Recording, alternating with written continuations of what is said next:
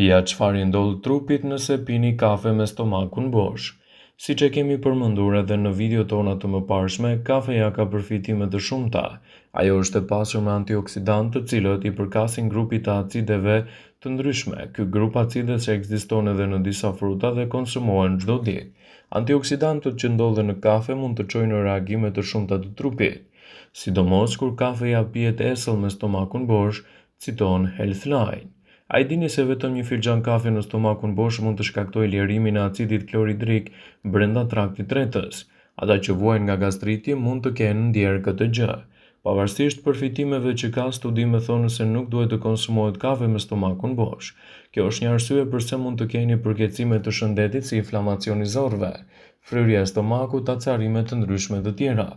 Shkencëtarët thonë se gjithashtu nuk duhet të pini kafe menjëherë sapo zgjoheni, por duhet të prisni pasi të ketë konsumuar mëngjesin, duhet të prisni edhe 30 minuta nga pirja e saj.